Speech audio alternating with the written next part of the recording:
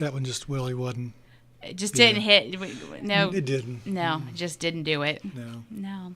What's going on, Sheriff Myros? Well, first of all, this is National Dispatchers Week. I heard. And I think we need to recognize our dispatchers because, obviously they go unseen. Nobody ever sees them. But when you need them, they always answer the phone. And they deserve some recognition for the job they do. They're just like us. They're out there 24/7. They do a tremendous job, and they need some recognition. And so I just want to acknowledge our dispatchers and the tremendous job that they do. I can't imagine trying to manage that job. Like, there's Yeah. just no way. No way. And obviously there's just as much stress for them taking those phone calls as there is for us to go out and deal with them. So, it's a stressful job for them as well. And this is their week. It is their week, so they deserve some recognition, and I want to do that first of all. Very good. Yes. What else is happening? Well, You've got a lot happening down there. Well, there's one other recognition okay. this week. This is also Aerial Lineman Week, recognition for them. And again, we don't see those guys up on those poles a lot of times, but when storms come through, we need those guys desperately. So they deserve a little recognition as well for the job they do in storms, during storms. So a shout out for those guys as well. Yes, we appreciate all that they do. It's a very important job. It is. More rain coming in this weekend, so. Yeah, that's what we need is more rain right now. We do. We've not had near enough. Yeah, that's my sarcastic side. Well, I said I loved winter all winter long, thinking it Right. would make it go away. And Yeah, it didn't. It didn't. No. Nope. So stop saying that. I know. Yeah. I So, yeah, we had a lot happen this week. Monday, we swore in 3 people. And I brought Ashley Wilson along with me this morning because the first one we swore in was Debbie Hernandez. And she's our new sex and violent offender registry person. And we were handling that internally. Again, that's mandated by the state that the sheriff has to coordinate that registry. And so we've been doing it. Ashley's been doing it part-time when she can, along with 2 of our road deputies. And so we were fortunate enough to get in the budget this year to hire somebody full-time to manage that, because that is a tremendously big job. And we've talked about that in the past with Ashley.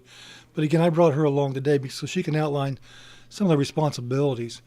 We currently have 53 people on our registry, and that includes people that live in the county, but it also includes people who live outside the county but may work in the county here. Again, I'll let Ashley go into the details of what they do, but it's a tremendously busy job. So Ashley, why don't you just go into some of the details real quick? Yeah, so just a little background on Debbie. She has worked on and off for our department for several years in several different positions. She has a history as a detention deputy. She also worked for me in admin, and now she is our full-time SVOR coordinator. You will see her out and about. So basically what we were finding out is our caseload is becoming so large that we weren't able to put as much time into the program as what we wanted to. So, Sheriff Myros, I went to him with an idea of, hey, eventually we're going to need a full-time person for this. It's becoming too much for us to do, the way that we've been doing it. And he was immediately on board. He did all the kind of the behind-the-scenes stuff to get the position approved through the council and the commissioners. We were blessed that they were very, very supportive of this position. So Debbie is a kind of field officer, similar to what court services does for people on probation. Okay. So she will go out in the field. She will make contact with anybody who's on the sex and violent offender registry. And we'll do home visits, we'll do employment verifications. We are set by state standards. There is a minimum that we have to go do home visits. For low-level sex offenders, it's once a year. For sexually violent predators, it is every 90 days. So we are making contact with these people way above state standards at this point. In fact, in the first 3 weeks that Debbie was here, she filed 3 different violations. Right now we have, I believe, 16 incarcerated. Yes. So even during incarceration, we still follow where they go to make sure that they don't get lost, on the registry, and to make sure that we always know where they're at and that the public knows where that they're at. So she will be going out to businesses, out to residences. She is also doing lots of training right now, learning how to do the position, and there's just a lot to the position that the community doesn't know. It is a really a 24/7 job, and we're consistently getting tips that we're investigating. We're consistently doing follow-ups to make sure that offenders are doing what they're supposed to be doing, and to make sure that they're where they say that they are. We work pretty closely with DCS on tips and reports that they receive. Anything that we receive, we do investigate, and we investigate to the best of our abilities to either prove or deny the claim. She also is going to start attending the state task force meetings with me, hopefully in place of me eventually.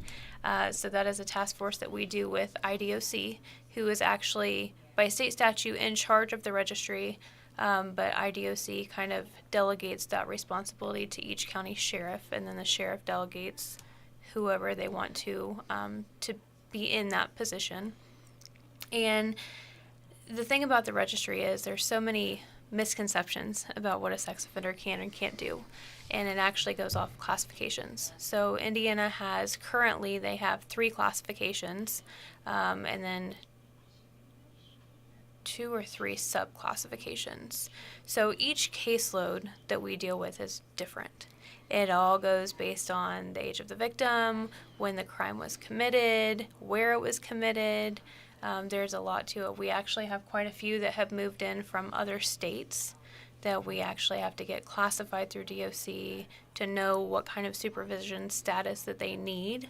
So it's just it's a revolving door of information. A very heavy caseload. Yes. When you're talking the amount of people that currently are being monitored. Absolutely. So we're very blessed to have Ashley because, excuse me, yeah, you can tell she's deeply immersed into the rules and regulations of all this. And when they do trainings, the Department of Corrections and ISA, Sheriff's Association does trainings throughout the state, they ask Ashley to come and present. So that's a big asset for our department, and we're really proud of what she's put into this and where we're at with that program today. Well, just being able to grow with Debbie, this will help offer. You're doing due diligence, but more accountability even Absolutely. to those Absolutely, violators. yes. Just because there's a state minimum doesn't mean we can't go visit them more often, and that is our intention. We are hoping, regardless of classification, to eventually get into a position where, one, we're able to make contact with every offender on our caseload at least once a month. That holds the offenders accountable for what they're doing. When they realize that they're being monitored a little more stringently, then they're less likely to, commit another crime. And you were talking, I believe the number was 53. Does that include those that are incarcerated, or is that an additional? That is an additional. So 53 active offenders. I believe 40 or 42 of them actually live here, and the rest work here. But for us, the standard is the same. Even if you're not living here, we're still going out to your job and we're verifying with your job that you're employed there. We're still making them provide, proof of employment through pay stubs, and they're still coming in and reporting with us because by state statute, an offender has to register in every county that they live in, every county that they work in, every county that they volunteer or attend school in, and every county that they own real estate in. So it is possible some offenders have 4 different counties that they have to register with, and whatever they're registering with one county, they're supposed to register with all of their counties.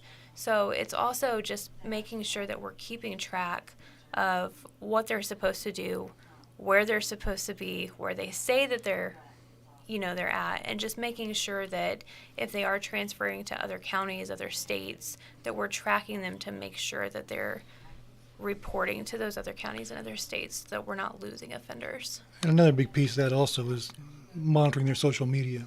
Mm-hmm. That's obviously a big explosion type area right now with social media, Sure. which is very time consuming also for Ashley and Debbie. But again, it's a vital part of that investigation, though. Are restrictions put into place depending on their charge with social media? So not according to the registry. So by registry standards, we can't prevent them from having social media, but we can violate them if they have it and don't report it. Okay. Now, there are parole and probation rules and regulations, if they're on parole and probation, that could apply to certain offenders that does restrict having social media. And parole and probation don't supersede our rules and regulations, but they are in addition to our rules and regulations. So, some offenders have very minimal rules because of their charges, and then other offenders are heavily, they have pages and pages of things that they can and cannot do for the registry. And that's kind of a big misconception is, people hear the word sex offender and they automatically think, well, that person can't be around kids, and that's not the case per state statute. That's not the case. So there are certain things that we can restrict. A low-level sex offender most generally does not have any restrictions on where they can live, where they can work, or who they can be around. Now, a sexually violent predator, which is the highest classification in Indiana, absolutely we can restrict. Most of them depends. There's special circumstances per case. There's case law that exists. There's one case called Cundiff. It's a Cundiff exception, and that basically says that offenders against children, if you're subclassified as offender against children, that you cannot reside within 1,000 feet of a school, youth program center, daycare, or a lot of churches are qualified as youth program centers. We actually last year reached out to every church in Decatur County and had, which you don't realize how many there are. We have several. Yes, and not just churches. We reached out to everything that we thought may qualify as a youth program center, sent them kind of the explanation per state statute of what a youth program center is, and then asked them if they thought that they qualified. And we were actually able to add 27 more protected entities to our community just based off of those letters. And then once we received the letters back, we took them to the prosecutor's office and verified that they agreed, and that if we violated, it would be something that they would back us up on charges. And we had 100% support from Prosecutor Nate Harder on that. And so we actually added 27 more points of interest in our community that are protected. So offenders against children, we can restrict from living within 1,000 feet of any of those protected entities. And then we can also, there's a subclassification of a serious sex offender, which prevents certain sex offenders from being on school property. We work closely with the schools. We actually have a spreadsheet that we share with the schools that shows every serious sex offender in our county, what their name is, what their date of birth is, their profile on the state website, and then, a picture of them so that they can quickly pull it up, because safety in our community is our number one priority. If people I know, they're listening and they're thinking, does someone live near me? Mm-hmm. So is there still a website that you can go? There is. So you can actually go to DecaturCountySheriff.com, and we have a link on there to the state website. It's iCrimeWatch.net. And you go on there, you pick what county you want to look at. Within Indiana, there's a thing at the bottom that says basically that I'm not a robot. You have to click on that. It'll take you to the state website specifically for whatever county you choose. And you can search your address. You can search, I tell people all the time, search the addresses that your kids go to. Search their school addresses, search their grandparents' addresses, search their friends' addresses, and you can actually sign up for notifications on that website, so that if you sign up for notifications for all of those addresses, and you can pick a radius, so say you wanted to know who moves in within a half a mile of those addresses, every time a sex offender registers with us, it's immediately updated on the state website. So the system that we use interfaces with the state website so that you're getting real-time information. So as long as we're putting it into the system in a timely manner, then it's getting updated on the state website in a timely manner. And that information is crucial, to the safety, especially of our kids. And you can sign up for as many notifications as you want, and every time somebody moves into whatever the stipulations of your notification are, you'll get an email or a text message or however you decide to be notified every time. And it's not just for our county, that is statewide. So if you have family that live in other counties, you can search their addresses and get notified for their addresses. Very good. So that's why I say we're blessed to have Ashley. You can tell that she knows this. She knows it all. Inside, outside, Yes. backwards, forwards. So, and again, that's a great asset for us to have. Yeah, exciting to have Debbie and expand that role and Absolutely. provide a lot more coverage for the Yeah. county. I'm so excited for our community. We are actually one of very few counties in Indiana that have a dedicated full-time person. The state task force that I'm on, we do the statewide trainings every year. We offer them to every county in Indiana, and it is state-specific training. We get the Marshal Service involved. We get DOC involved. We get as many different counties involved as we can. We're working hard. The task force is working very hard to provide a state standard for registration. So that way, if one offender is moving from Decatur County to Johnson County, the registration is the same. The paperwork is the same. The process is the same. So that there's really no argument for why somebody doesn't register when they should. And having Debbie I think we're one of 5 counties that I can think of off the top of my head that has a dedicated person. It's huge. It's something our county has never had before. The supervision and the availability for the investigations and being out in the community and being seen is something our county has never had before. So we're very blessed to have this position, and especially her. She is very attention detailed. She is a very quick learner. She has that experience in corrections, so she kind of already, kind of has a leg up on the position, and she's catching on very quickly. And she's been with you now about 3 weeks? She started with us First of the year. the First first of of the the year, year. okay. I think it was 1st of February. Yeah. And she has hit the ground running. Okay, So- very, very progressive for our county. So then our other big news this week was the swearing in of our 2 crisis intervention team members. We had a great turnout for that. Again, we swore in John Bundick and Tiffany McFarland, and they're going to be the feet on the ground for our crisis intervention team, or CIT. Again, Mike Eggleston, who was the principal architect of the grant that the County Foundation submitted to Lilly, is now our coordinator for that. And then we have a full-time licensed clinical social worker now in Desiree Moore. Her office is in the jail, and she's playing a vital part in this as well. Every inmate that comes into our facility, she meets with initially when she can to find out and assess if they need any assistance in any sort of way, mental health wise. So that's provided a big asset. But we are really happy to have John Bundick and Tiffany McFarland. As we grow this program, they're going to have a significant voice in this. We really started, and we're crawling right now, but we're getting faster. But we really started the program February 2nd. And since February 2nd, we've already been called out 40 times. So to me, that's a significant number. And we're making a significant change. And, not everybody needs to go to jail.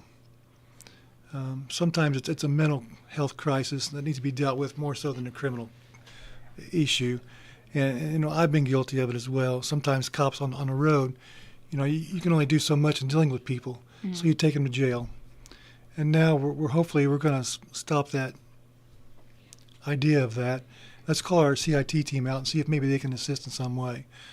And they're already networking with facilities to find patient beds and those types of things. We had an event earlier this week where instead of coming to jail, somebody needed to go to a facility. And we transported one to another facility out of our county. And we're making a difference in that respect. So we're really happy about that. We're really excited about it. And I think we'll continue to see CIT grow along with other mental health services here in the county to offer that support. Absolutely. There's a lot of partners involved in this. Obviously, Tammy Winning and the foundation, the mayor's office, the city of Greensburg, the Greensburg Police Department. We have other partners. It's just not the Decatur County Sheriff's Department by any means. But there's a lot of partners involved in this, and we want to make a difference. It's been interesting, and I've been on the backside of this as well, but to watch the need. And some people, they're like, what's CIT mean? So, and I know, we've all educated across the county over and over again, but it's really looking at treating that mental health piece compared to, like you said, compared to just taking them to jail. Because a lot of times that exacerbates the issue. It does. Well, and it's not just about in lieu of taking them to the jail. it's dealing with the mental health crisis when it starts so that you're not dealing with it months and months later after it has progressively gotten worse because they have not been able to get the help that they need. So it's not always jail situations. You Right. know, I recently called Mike Eggleston out on a coroner call for the family, for the benefit of the family. And I think him following up and staying in contact with the family through the process actually prevented us from having to deal with worse situations with that family later on. And then he is phenomenal in this position, and Desiree Moore is phenomenal in her position as well. We actually just got our quarterly report from the medical company that we contract through the jail, Southern Health Partners, and 46% of our interaction and our billing through them was specifically for mental health. Wow. So, yeah. A very high percentage. So we're hosting a class this week. It's a 40-hour class. It's a CIT International Standards, if you will. And we've got 15 employees from the Sheriff's Department in the class. We've got one counselor from the county schools. We've got one young lady in there from a recovery program. We've got a volunteer fireman in that class this week. And they're getting a lot thrown at them about, and it's more about recognizing the symptoms. You know, what's a crisis to you is not necessarily a crisis to me. And we need to differentiate what is important to some people. So that's a big part of the class. They're doing some role playing. But again, the feedback to me from this class has been phenomenal. And I'm going to mandate it to everybody in our department to go through this class. So we're going to have one, obviously, now. We're going to have another one in the fall because we're going to train all of our people on how to recognize and what to recognize. And it's an intense class. It's a 40-hour It is. week of classroom and, Right. and learning the different tactics. It is. So and we've had several different presenters come in who have been outstanding as well. Very good. Now, the ones that you've just hired they'll be working with CIT, what will be their hands-on position? What will they be doing in that? Well, again, if generally law enforcement is going to be the first ones on the scene respond. And once they recognize that this is a mental health issue or substance abuse issue, they will call out the CIT. And the two we just hired, John and Tiffany, they will be the first to respond and make an assessment and go from there. You know, do we need to check facilities for a bed for this person? Do we need to get the judges involved to get an emergency detention order? Those types of things. So again, it's about networking for them to make those connections with facilities. So when they call, they say, hey, this is Tiffany, I need a bed. And they go, oh, yeah, absolutely, Tiffany. It's those types of things. That's important. Very good. Anything else new going on at the Sheriff's Department? Is that a trick question? No, it's not. No, we hate to use the Q word in law enforcement. I've not used that word all week, so Right. don't do So it now. I won't. But it's been Q. Yeah. So Yeah, kind it's a of good thing. Across the board it's been Q, so we're just going to keep it Yeah. rolling that way. Well, you know, Jeremy Pazel, one of our commissioners, he works in the prosecutor's office in Shelby County. And for whatever reason, we were talking to him the other day, numbers are down generally right now across the board, Okay. which is not a bad thing. No, but No. a different trend Right. than we're but- used to seeing. But again, here in Decatur County, and he said in Shelby County, numbers are down right now as compared to the last couple of years. You know, it may pop off this summer, who knows. But right now, we're in a good situation. Very good. Well, Ashley, I'm excited that you can continue to grow that program with Debbie and all kinds of good stuff happening and growing within the county. Right. Very good. Well, thanks for coming in, guys. Thank you for having I us. appreciate it. Enjoy the beautiful weather out there today. Until it rains. Let's not talk about that. No more rain. We need no more. It's 8:58 on Your Country 1330.